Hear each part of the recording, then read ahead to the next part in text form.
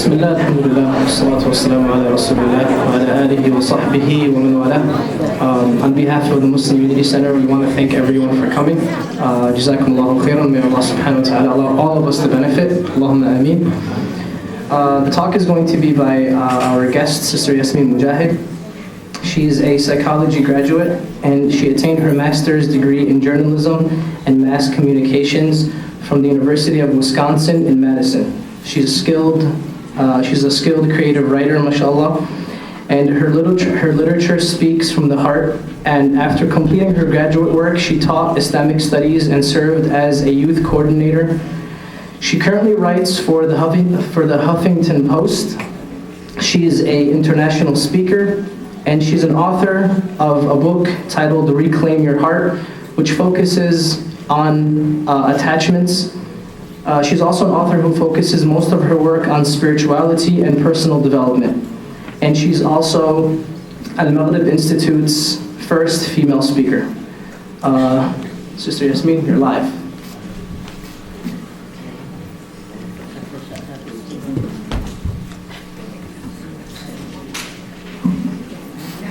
Assalamu alaikum.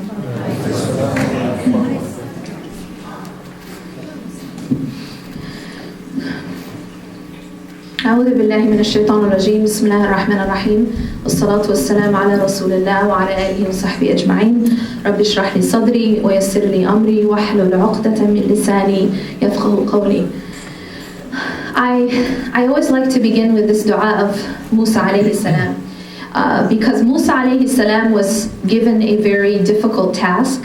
He was told by Allah subhanahu wa ta'ala that he had to approach and address the greatest tyrant that ever walked the earth, which was Fir'aun. And in doing this, Musa alayhi salam does not depend on himself. He does not have an attitude of, I got this, right? But rather he turns to Allah subhanahu wa ta'ala and he makes this dua, Rabbi shrah li sadri, oh Allah, expand my chest, wa yassir li amri, and make my matters easy for me, wahlul 'uqdatan min lisani yafqahu qawli, and take the knot out of my tongue so that they can understand my words. And I ask Allah subhanahu wa ta'ala for the same. We are going through a period of time right now which is very difficult, but the period of time that we are dealing with right now is not something that was not predicted more than 1400 years ago. In fact, what we are going through right now was described in detail by the Prophet ﷺ.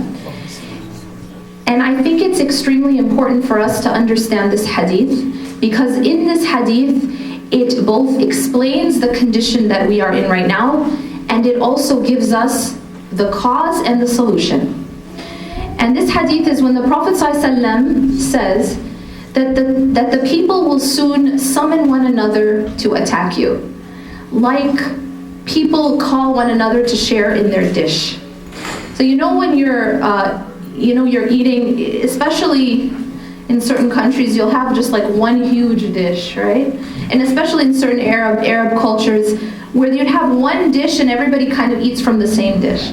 So in this analogy, the Prophet ﷺ is saying that the enemies, the people will come and they will summon one another, call one another to come attack you as Muslims, to come attack you like people call one another to share from their dish of food. And the companions naturally asked, is it because we will be small in number at that time? And the Prophet ﷺ said, no, you will not be small in number. In fact, you will be large in number. However, this will be your state. You will be like the froth on the ocean. When you look at the ocean, or even any large body of water that has waves, at the top of the waves is this like foam, just bubbles, right? What are the characteristics of those bubbles? The characteristics of that foam is, number one, it has no substance. It can very easily be destroyed, and it only goes where the tide takes it. No concept of self-determination, right? It goes where the tide goes. The Prophet ﷺ said that we will be like that as an ummah, and it won't be because we are small in number. We will be like the froth on the ocean, and he says that Allah will take out the fear of you from the hearts of your enemies, and will put in your hearts something called wahan. And the companions asked, what is the meaning of wahan?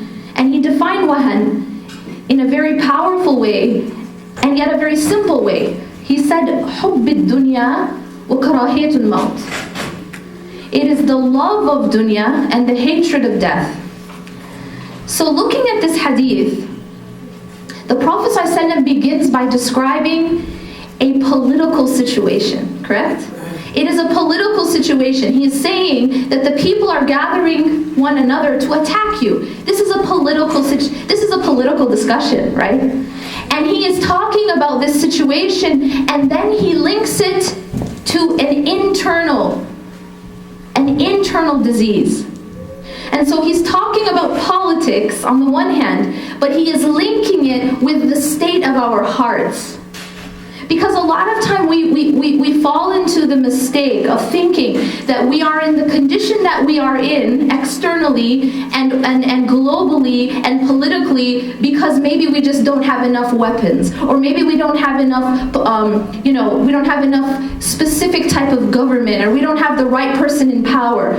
We think that the reason we're in the situation we're in is because of these reasons. And yet the Prophet ﷺ is telling us that there's going to be this disease in our hearts, and it's because of that disease that we will be in the weak position that we will be in. And that weak position, the analogy he gives is the froth in the ocean. That is where we are now. When we have people left and right from every direction, every angle attacking us. We have the people who are attacking us in our bodies, in our lives, in our land, confiscating our land. And then we have here, we may say we're not being attacked. We're not being attacked physically. We're not being attacked. Our homes are not being confiscated, Muslims in America, right? But we are being attacked on every single TV station and every radio station and every newspaper. And so we would have to be blind to not see the reality that we're in right now. And this is a very difficult reality for many reasons. For those who are having their lives and property attacked, it's difficult for them because for obvious reasons, right? But for us here in the West, for us here, the situation that we're in is very dangerous because it is attacking our iman. It is attacking our sense of identity, and more so the sense of identity of our children, the sense of identity of the youth. Because it's not easy to have people at school calling you a terrorist and asking why you're beheading people, or why your people are beheading other people. It's not, and what that does is it attacks the iman, it attacks the identity of your Islam. So we are being attacked from every direction. The question now is why, and the question is what's the solution? The Prophet ﷺ, when he's talking about wahan, he says it is حُبِّ الدُّنْيَا وَكَرَاهِيَةُ الْمَوْتِ. You see, here's the thing. Every problem that we have externally, and every problem that we have internally, and every problem that we have in our society or in our relationships can all be linked back to one central problem. And that is the disease that's inside the hearts. When you look at why is it that people kill one another? Why is it that we go and we invade countries? Why is it that when you go back and you see the cause of all of what is broken in the world externally, you see it's because of diseases we have in the heart. We take money and we worship it. We take power and we worship it. We take status and we worship it. Why do we go invade countries? Because we want oil. Because we want power. It's because we've taken these things and we've made them ultimate, and we've worshipped these things. And so our hearts have become diseased. And it's because of this sickness in our hearts that the world is what it is. How do we cure this? You know, the Prophet ﷺ... Can I ask who we? Good question. We, in this hadith, is talking about the ummah of Muhammad ﷺ. Who attack others for oil? We? No. When the political attacks... No, I'm talking about there are countries in the world There are countries in the world that will attack other countries for the sake of money, correct? And this is because of a worship of money and a worship of power. No, you're not doing it, but there are countries that do. And this is because there is a sickness in the heart. And I'm saying that there's a sickness in the hearts of humanity, not only in the hearts of believers, of course, but there's a sickness in the hearts of humanity. And how can we start to change the external condition that we live in is we have to start changing our own self. And it's when we start to change and each person starts to change internally that the condition externally starts to change. Allah subhanahu wa ta'ala says, إِنَّ اللَّهَ لَا يُغَيِّرُ مَا بِقَوْمٍ حَتَّى يُغَيِّرُ مَا بِأَنفُسِهِمْ. So your condition as a people externally doesn't change until you change what's inside yourself.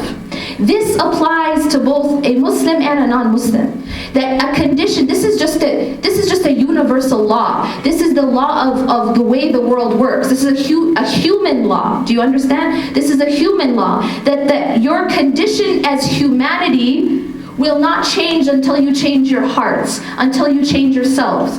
And that's why when your selves inside, when your hearts inside are sick, then that's why your condition is sick. And this, of course, will apply to all of humanity. A society, when it becomes corrupt inside, becomes corrupt outside.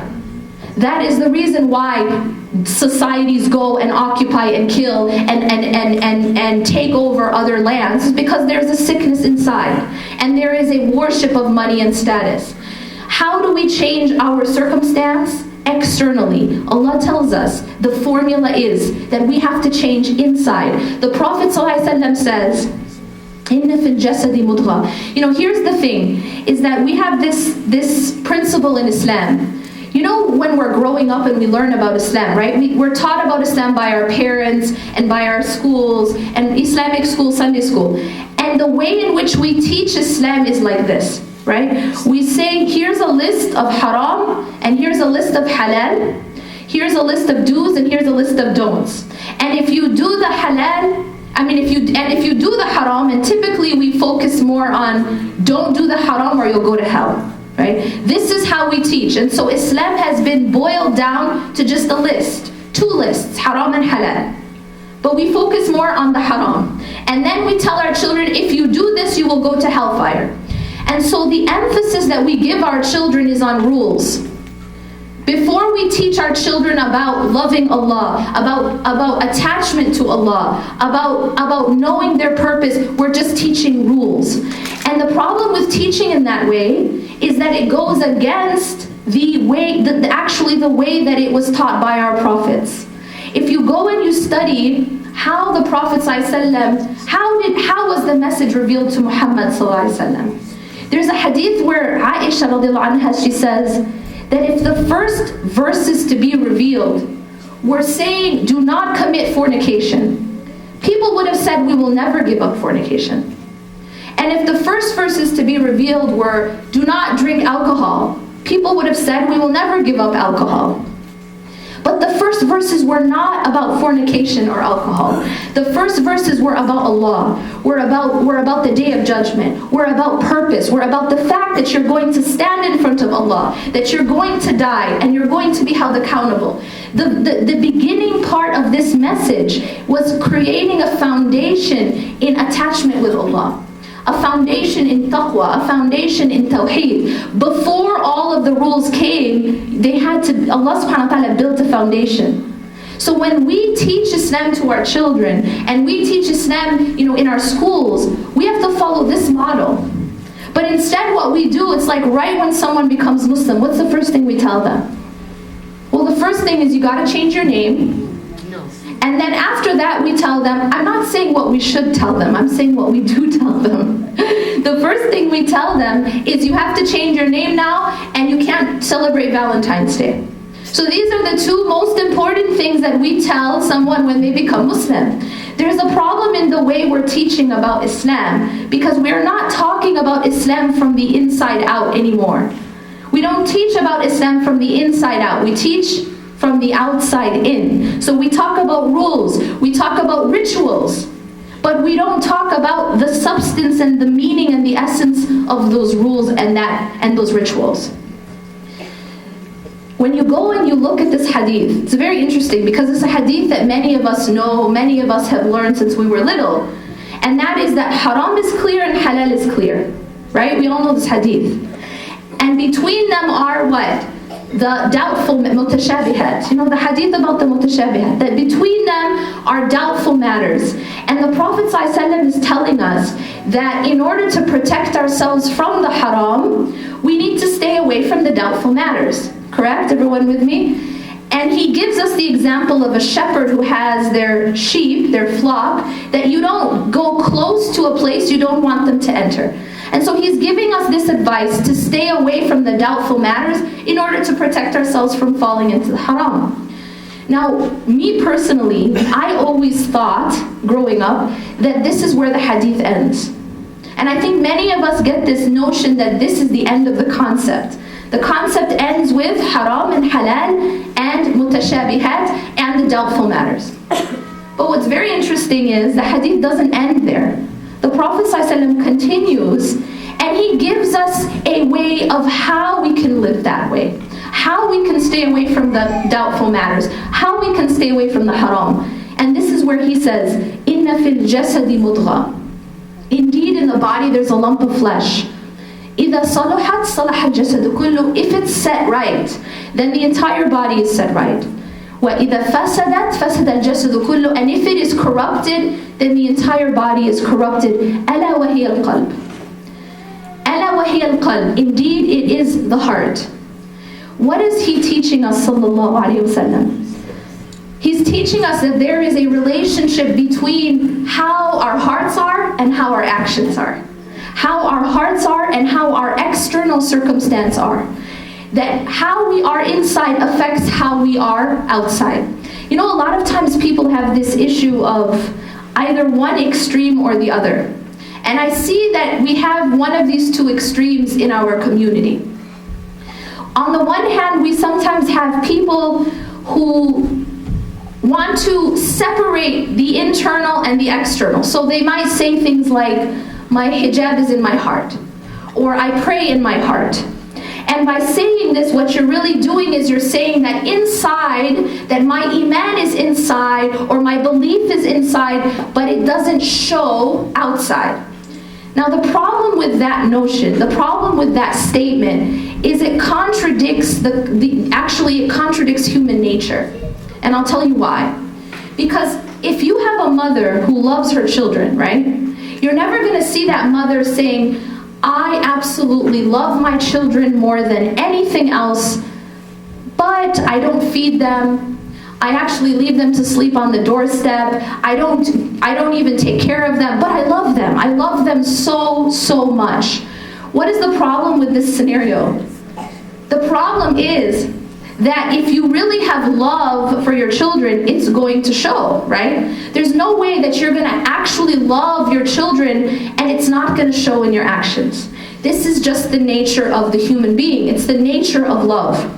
So in the same way, I can't say, I just absolutely love God. I love God so much, and yet it does not show in my actions in any way. Because the nature of love is it naturally shows in the actions. If you think about a human being who's in love with another human being, you know how people act when they're in love? You can tell, right? Does anyone who's in love say, you know, I had to put an alert on my phone, to remind me. So does Ahmed have to put an alert on his phone to remind him to think about Sarah? If Ahmed's in love with Sarah, does he need to put an alert on his phone to remind him to think about her? Okay, 12 o'clock, gotta think about Sarah again, right? Why does that not happen? Because it's natural, right? He needs an alert to tell him to stop thinking about Sarah, right? But you don't need an alert, you don't need somebody to remind you to think about someone you love. Why? Because it's natural. A mother does not need an alert to remind her that she has kids or that she needs to think and worry about them. It's natural. And so when we say we love Allah, We say we love Allah and His Messenger. We all can say that. But when we don't remember Him, that's a contradiction to that notion that we really love Him. When we say we love Allah and His Messenger, but we don't obey Allah and His Messenger, it doesn't show at all in our actions, then that is a contradiction to the statement or the assertion that we love Allah and His Messenger. Make sense? So that's why what we feel inside, just like with a human being, you know a mother loves her kids because of how she is with her kids, what she sacrifices for her kids, what she's willing to stay up all night when her children are sick. She's willing to give up so much for her children. What motivates her? Does she get paid? Does she get a cent for that? No. What's motivating her? It's pure, simple love. It's love. Love is the greatest motivator. If you really love someone, you sacrifice for them. And you want to please them. This is the other natural consequence of love. You see, you know they talk about people when they're in love. If the person they're in love with says jump, they say how high. Right? This is the concept that you become almost like a slave to the one you love the most. This is a natural consequence of love, is obedience. And not only obedience, but the thing that makes you happiest when you love someone is to make them happy. Yes? To please the one you love is what gives you the most happiness. So this is why it is a contradiction for us to say that I love God, I love Allah, but I have no interest in pleasing Him. I love God, I love Allah, but I don't even remember Him throughout my day. In fact, I need a reminder to remind me to think about Him. To remind me of Him, I just can't remember Him. These are all contradictions to the notion of you loving this thing. So this is one extreme that we find. This is the idea of I'm spiritual but not religious. I'm spiritual but not religious basically translates to I love God or I love this higher power, but I have no interest in doing or knowing what it wants from me or what He wants from me. Spiritual but not religious is a contradiction. Because if you really are spiritual, if you really love something, you are going to want to please that which you love. And you are going to be interested in knowing what that which you love wants from you. How can I help you? How can I serve you? This is how we act when we love someone. You know how people act when they see famous people? You know what I mean? You know how people act when they see a celebrity? Think about like the celebrity or the most famous person that you absolutely love. How do you act? How would you act if you saw them? Maybe not you, but how do people act when they see a celebrity? It's praising them, and not just praising them, but wanting to serve them.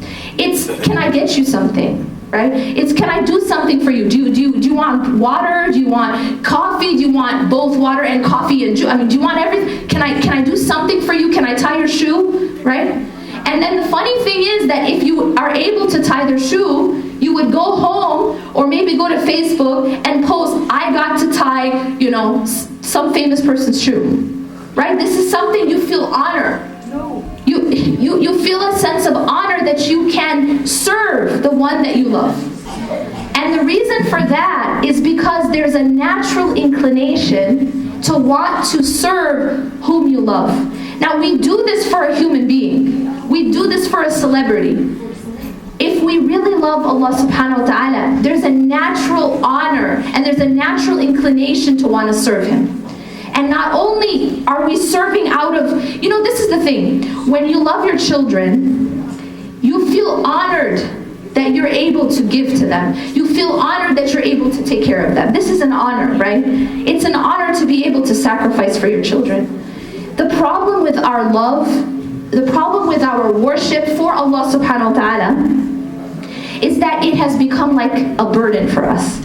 We don't feel that sense of honor, that we are able to pray, that we are able to do these things. But when you really love someone, it is an honor to serve them. So you have this on the one hand, where the people kind of separate the heart from the action. And then you have the other extreme. And this is also a separation between the heart and the action, but it's the other way around. And that is those who focus only on the rituals, who focus only on the rules, focus only on the actions without the link to the heart. And this is also a problem because we know from the Prophet ﷺ, إِنَّمَا الْأَعْمَالُ بِالنِّيَّاتِ, that indeed actions are by intention. And each person will get what they intended. Our religion is not just about rituals. Our religion is not just about haram and halal and rules.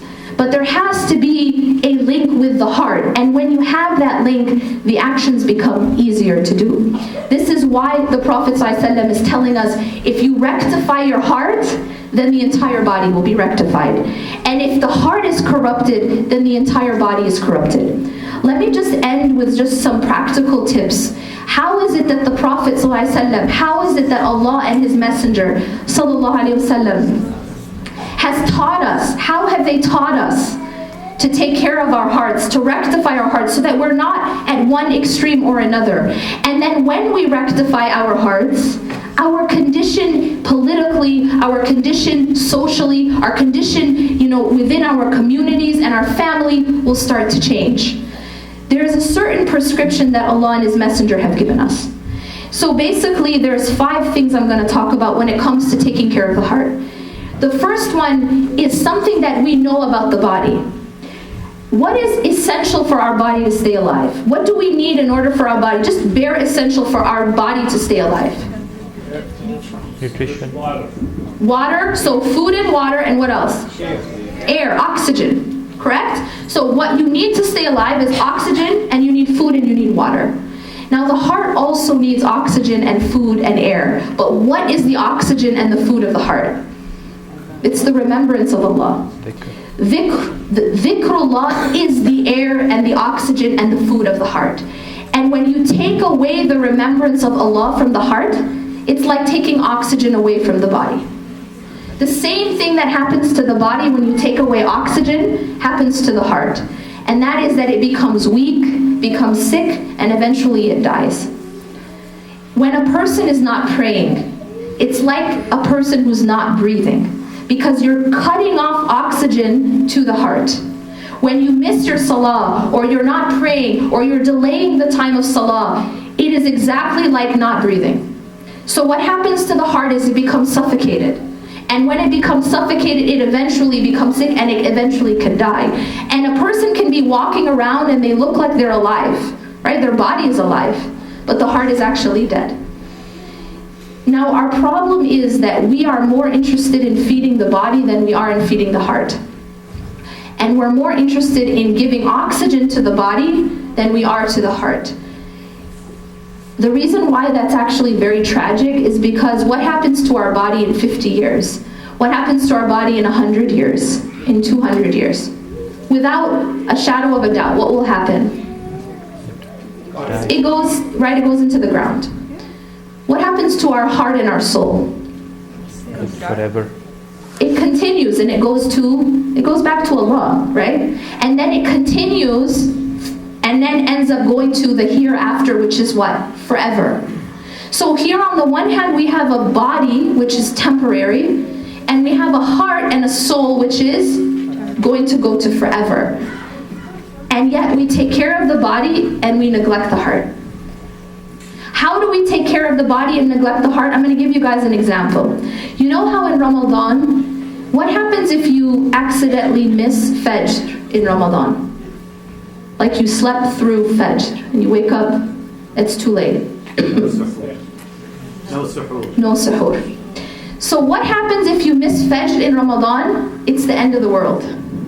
You wake up and you're in a cold sweat. You're panicking. Maybe you might even start crying. But why is that? Because you missed the suhoor. And you realize to yourself, I just missed the meal, and I'm going to have to fast for another 16 hours potentially, right? And so you're freaking out, right? So for 1 month out of the year, it's the end of the world to miss suhoor. But for 11 months out of the year, for 1 month out of the year, it's the end of the world to miss Fajr. You're very upset. But then what happens the rest of the 11 months out of the year when you miss Fajr? or if you misfed. It's not that big of a deal anymore. What is this showing us? It's showing us that we're more concerned about missing a meal for our stomach than we are about missing a meal for our hearts. We are more concerned about starving our body than we are about starving our hearts. And like I said, this is tragic because one is temporary and one is not. The other thing that our heart needs as oxygen is the connection to the word of Allah, the connection to the Quran, the adhkar. These are all the ways in which we take in oxygen. A person who's disconnected from salah, or disconnected from the Quran, or disconnected from adhkar, the supplications and the dua, is like a person who has very limited or cutting off their oxygen. Keep in mind that there are certain essentials, like just to stay alive. Remember we said the only thing you really need is oxygen, food, and water? And you could live on bread and water and oxygen and you would be able to stay alive. You wouldn't necessarily be healthy, but you would be alive, right? However, if you cut off oxygen, that's it. You're dead. Think of this like the salah. Okay? Your 5 salawats, your fara'id, are like your oxygen. If you cut it off, it's like cutting off oxygen. Okay? But you need that to stay alive. Now, there are more things that you can add to be more healthy. It's not just bread and water to be healthy, right? You want to have organic fruits and vegetables, right? So your organic fruits and vegetables have to do with your increase in adhkar, your supplications in the morning and the evening, your supplications when you wake up, your supplications, your dua and adhkar after prayer. This is like basically adding healthy food to the heart. This is more and more oxygen to be more and more healthy. You need something for the bare minimum to stay alive, and that's the 5 salawat, the 5 fara'id. But to be more healthy, you add more dhikr. Okay, everybody following so far? So that's number 2. No one would say, I don't need to take a shower today because I did that last June. Right? No one takes a shower once every 4 months. No one takes a shower once every year. We take a shower and we realize that we have to bathe ourselves regularly, or else what happens? Stink. We will accumulate dirt and sweat and we will smell bad, right? Even a little kid knows this. It's the same thing with the heart. The heart also needs to be cleaned because the heart gets dirty. You know what makes the heart dirty? What makes the heart dirty? Dhunub, sins, right? And when you don't clean the heart of that dirt, it's like not cleaning the body. You have to consistently clean the heart with tawbah istighfar, with repentance, seeking forgiveness from Allah. And this can't just be something you do once a month, once a year, once, twice a year on Eid, or once in Ramadan. It has to be something you consistently do, just like you consistently clean your body. Okay, so that's number 2. Number 3, we may take in oxygen, eat food, drink water, and clean ourselves, but what happens if every single day I go and I play in the dirt? What's going to happen to my clothes and my body? Dirty. I'm going to get dirty again, right? Okay, this is the same thing with the heart. So I might be doing my adhkar, I'm praying, I'm connected to the Quran, and I even do tawbah, but my environment is not good. My company is not good. I'm around people or an environment that does not remind me of Allah, but rather takes me away. So this is like a person who's surrounding themselves with dirt. They're also going to get dirty. Another thing that people do that puts dirt back into the heart is when they do not guard the gates to the heart. What are the gates to the heart? The eyes, the ears, the tongue, among other things. There are openings to the heart. And when a person is not guarding those openings, it's like pouring poison into the heart, pouring dirt. So when you look at something haram, and you're not lowering your gaze and you're not guarding your eyes, then what's happening is you're pouring that poison into the heart. And what goes into the eyes goes directly to the heart. It imprints on the heart. It pours poison into the heart. So it's just like a person who's drinking poison. Yes, they're trying to eat maybe organic food, and they're taking their oxygen and they're drinking their water, maybe taking a shower every day, but regularly drinking poison. What's going to happen to them? What's going to happen to the body? It's going to be sick at the very least, if not killed. This is the problem when we don't guard our eyes. This is the problem when we don't guard our ears and when we don't guard our tongue. The things that we say affect the condition of our hearts. When we say things that are displeasing to Allah, this affects our heart. There's a connection between the tongue, the eyes, the ears, and the heart. This is what we have to, so number 3 is about protecting the heart. Protecting the heart in terms of its environment, and protecting the heart in terms of the gates, and covering the gates to the heart. Protecting the gates to the heart. Number 4, one of the ways to reach Allah is actually through the creation. What do I mean by that? I mean that Allah has told us, and His Messenger have told us, that by helping people, by serving people, by being kind to people, by being forgiving of people, you can actually gain the mercy and pleasure and forgiveness of Allah. And there are many texts that tell us this. Among them is a hadith that says that as long as a person, that anytime, for example, you help another, your brother or sister who's in trouble, Allah will help you when you're in trouble on the Day of Judgment. Allah will make, if you save a person from a difficulty in this life, Allah will save you from a difficulty on the Day of Judgment. If a person covers up the faults of another person, the hadith says, Allah will cover up their faults on the Day of Judgment. And as long, Allah tells us, as long I will continue to help my servant, as long as my servant continues to help others. So Allah has told us, and His Messenger have taught us, that there's this relationship between how we are with one another and how Allah is with us. We are also told in the Quran that, during the time of the Prophet ﷺ, you know the story of Aisha, right? When she was accused of adultery. And during this time, her father, Abu Bakr radiallahu anh, found out that one of the people spreading the rumor about his daughter was a relative. And not only was this a relative, but he was a relative who Abu Bakr radiallahu anh was supporting financially. So can you imagine finding out that someone is spreading this rumor, this horrific rumor about your daughter, and it's a relative who you're helping financially?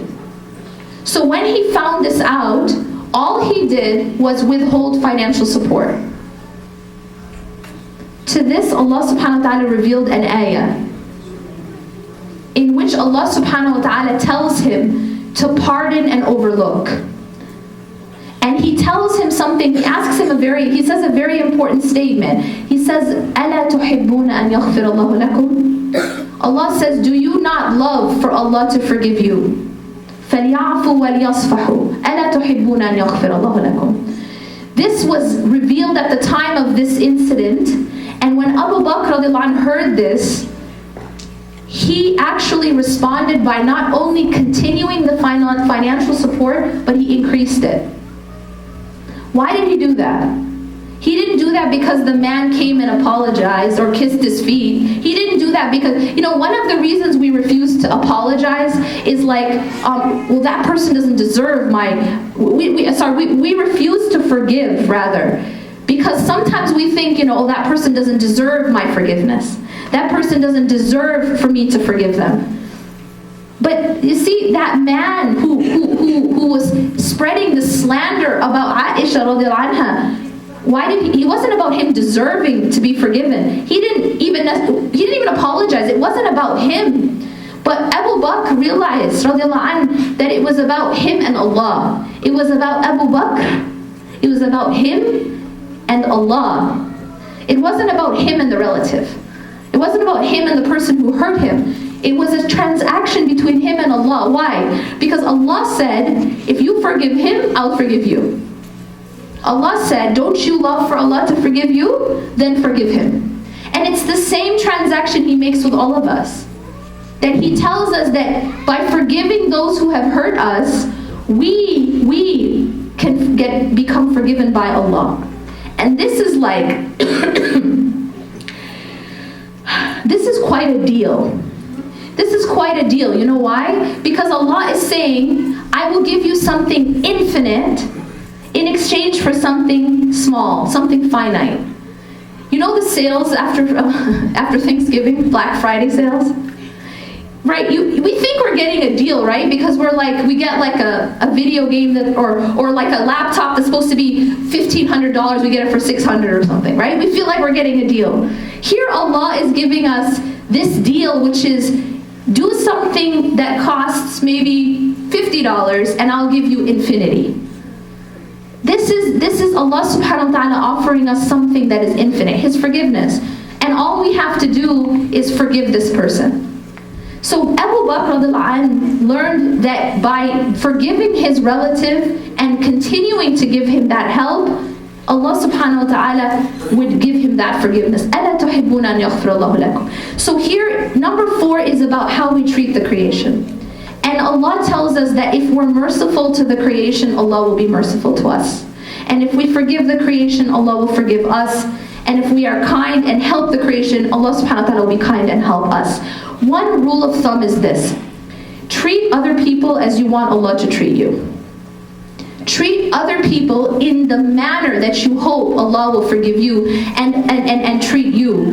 And of course Allah subhanahu wa ta'ala is not like His creation. And so any kindness that I give to people, Allah of course multiplies it times infinity. Right? Because Allah is not like our kindness. Allah is not like our generosity. But be with others as you hope Allah subhanahu wa ta'ala will be with you. If you're a person who's very harsh with other people, then you should expect that, what if you have the same treatment from Allah? If you're a person who refuses to forgive others, a person who always wants to take retribution, what if Allah does that with us? What if Allah takes retribution for every mistake that we've made? We would never enter Jannah. Because Rasulullah ﷺ said that we do not enter Jannah by our deeds alone, except by the mercy of Allah. If Allah does not forgive us and have mercy on us, we wouldn't enter Jannah. But we, with other people, want to have no mercy. So this doesn't make sense that we ask Allah to forgive us and have mercy with us while we refuse to forgive and have mercy with other people. And then finally, number 5 is that we have to be patient. We have to have sabr. Because this process of purifying ourselves, of going to Allah, of trying to be a better person, this process of cleaning our hearts, of tazkiyah, is a difficult process. It's not an easy process. And Allah says, Ya ayyuhal insanu innaka kadihun ila rabbika kadahan famulaqi. This is a struggle. O mankind, you are toiling, ever painfully toiling towards your Lord, but you shall meet Him. So this is a process that is not easy, and so it requires sabr. And it requires hope, that we need to continue to have hope and continue to have patience, because we're not always going to be up. Sometimes we're going to be down. Sometimes we're going to slip. Sometimes we're going to be in a ditch. And if we give up, then we won't be able to succeed. Allah does not expect us to be perfect. Allah does not expect us to be perfect, because Allah did not create us like angels. Allah created us as human beings who will make mistakes. This is part of the design. It's not a mistake that Allah did that. Allah subhanahu wa ta'ala is high above any mistakes. He does not make mistakes. Allah created us in a certain way where we will sin, we will slip. But the key is this: we cannot lose hope, and we have to continue and get back up and try again. Because it is only shaitan that wants us to lose hope. It's only shaitan who comes at you when you make a mistake and says, you know what, you might as well not even wear your hijab anymore. You might as well not even go to the masjid anymore. You might as well not even pray anymore. You're just a hypocrite, right? You're just a hypocrite because you're not perfect, so you might as well just give up. This is shaitani logic. This is shaitani logic. It is not Allah subhanahu wa ta'ala who tells us this. Because Allah tells us the opposite. قُلْ يَا عِبَادِيَ الَّذِينَ أَصْرَفُوا عَلَىٰ أَنفُسِهِمْ لَا تَقْنَطُوا مِنْ رَحْمَةِ اللَّهِ. Allah says, "O my servant, O my slave, who have transgressed against themselves, they have wronged themselves." He is addressing the sinner here, right? And what does he say? He doesn't say, "You all are going to go to hell." He says, "Do not despair of the mercy of Allah." So the message of Allah is one of hope, and it's only the message of shaitan that's one of despair. أقول قولي هذا واستغفر الله لي ولكم إنه غفور رحيم. سبحانك اللهم وبحمدك أشهد أن لا إله إلا أنت أستغفرك وأتوب إليك.